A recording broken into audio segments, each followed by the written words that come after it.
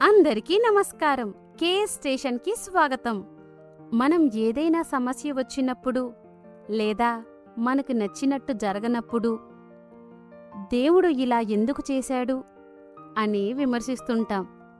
కాని ఆ సర్వశక్తిమంతుణ్ణి, అపారమైన జ్ఞానాన్ని, ఆయన ఆలోచనా శక్తిని అంచనా వేయడం మన తరం కాదు. ఈ చిన్న కథ వింటే ఆ విషయం మీకే అర్థమవుతుంది. రండి విందాం.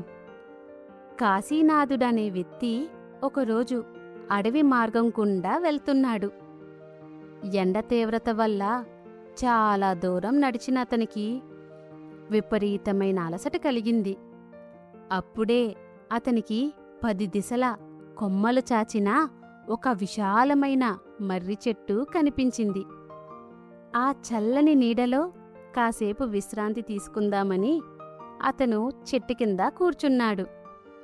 అక్కడ విశ్రాంతి తీసుకుంటూ చుట్టూ గమనిస్తుండగా అతనికి ఒక వింత ఆలోచన వచ్చింది. అంత పెద్ద మర్రి చెట్టుకు చాలా చిన్న పండ్లున్నాయి. కాని పక్కనే నేలపై ఉన్న ఒక సన్నని గుమ్మడి తీగకు మాత్రం చాలా పెద్ద పెద్ద కాయలున్నాయి. అది చూసి కాశీనాథుడు నవ్వుకుంటూ ఇలా అనుకున్నాడు, దేవుడికి తెలివితేటలు తక్కువగా ఉన్నట్లున్నాయి. ఎంత పెద్ద మర్రి చెట్టుకు చిన్న చిన్న పండ్లిచ్చి ఆ సన్నని తీగకేమో అంత పెద్ద గుమ్మడికాయలిచ్చాడేంటి? ఇది ఎంత విడ్డూరం అని అనుకుంటూ హాయిగా నిద్రపోయాడు. అతను గాఢ నిద్రలో ఉండగా ఒక్కసారిగా గాలి వీచింది. చెట్టుపై నుండి కొన్ని చిన్న చిన్న మర్రి పండ్లు టపటపామని అతని ముఖం మీద, తల మీద పడ్డాయి. ఆ దెబ్బకు అతడు ఉలిక్కిపడి నిద్రలేచాడు. తన మీద పడ్డ ఆ చిన్న పండ్లను చూసి అతనికి ఒక్కసారిగా వెన్నులో వణుకు పుట్టింది.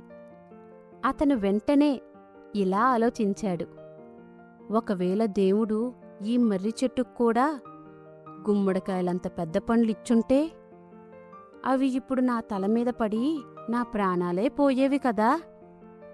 దేవుడు నిజంగా ఎంతో దూరదృష్టి కలవాడు. తన తప్పు తెలుసుకున్న కాశీనాథుడు భగవంతుని సృష్టిని మెచ్చుకుంటూ అక్కడ్నుండి వెళ్ళిపోయాడు.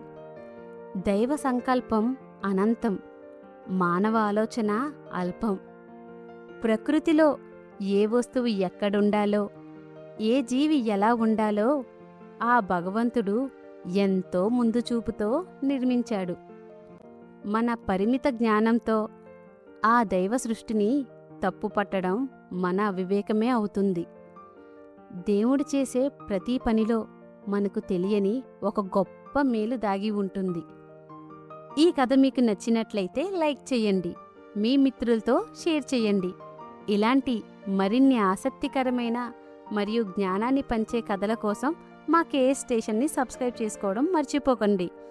మళ్ళీ మరో మంచి కథతో కలుద్దాం.